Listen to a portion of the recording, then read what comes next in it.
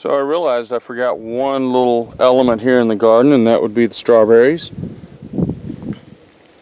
Now these are some fairly unique little strawberry beds. Ever have old appliances and don't know what to do with them?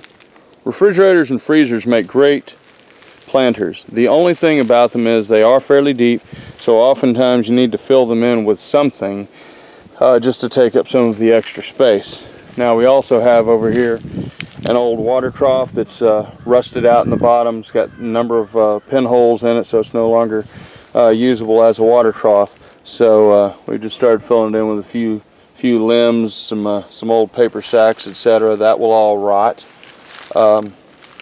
Better example over here, I've got some old firewood that is definitely no longer good for putting in the fireplace. It's got it started to rot, so even if it burned, it wouldn't burn very good, and you'd definitely have a few issues with probably a little bit of mold and mildew and fungus, and you definitely don't want those spores cast off into the room just because you want to build a fire in the fireplace. So we've stacked all of that in here, and that's essentially the same thing I did in a number of these little planters over here. So we'll stack that in, then we'll cover it over with a lot of good soil and some of that nice rabbit manure compost, and then that will be the beds for a lot of the future strawberries that come out this year. And now right now we do have some strawberries coming on in here, and we have for quite some time. Now once they finish producing strawberries, then they'll begin producing runners.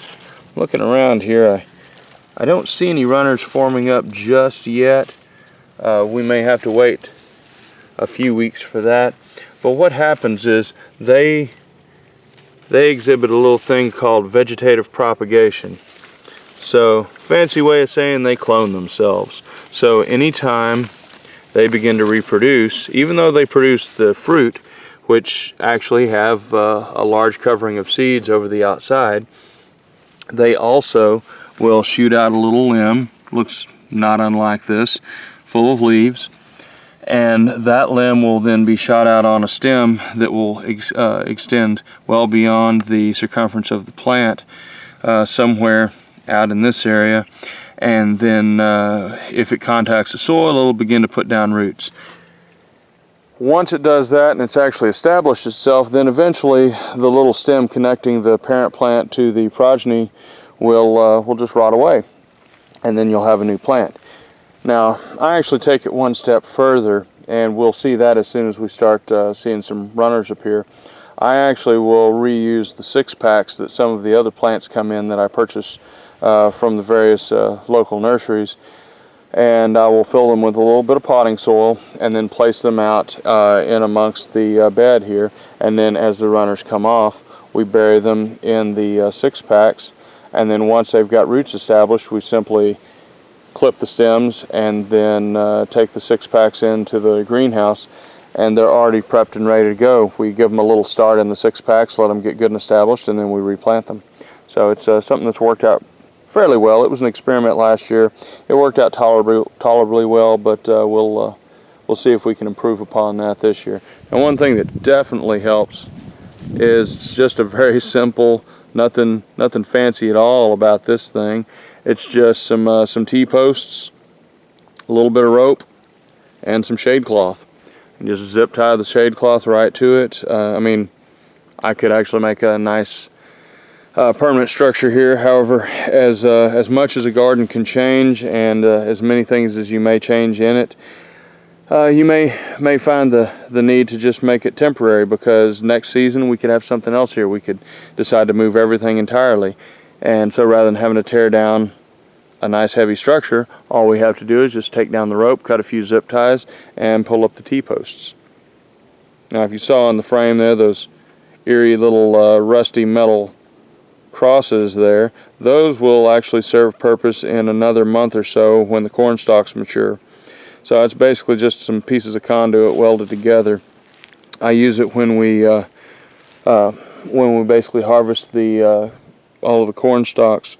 Once the corn is all matured out and been picked, then I leave the stalks in the field for a little bit longer to dry partially in the field, and then we cut them, bundle them together, and then at the center where the bundle is actually secured and tied with rope, that actually will it will then catch right there at that crossbar, and so you can actually just set the entire bundle right over the top, vertically over the top of that cross, and it looks just like the old-fashioned stacks of grain and wheat and corn stalks that they once used to stack at the farms 100 to even 1,000 years ago. However, this is a little bit better because you don't have to worry about whether or not they fall over, because sometimes those stacks will. Plus, you don't have to worry about the bottoms of the stacks rotting with the ground moisture. The way I have this set up, they stay suspended a few inches off the top of the ground, and it keeps all of your product, all the integrity of your product intact. So then once it's all dried, we take that and feed it to the rabbits. I believe that's everything. Need to get a little bit of work done this evening. Hope everybody's had a wonderful day. Hope everyone is staying safe amid all the chaos that is COVID-19.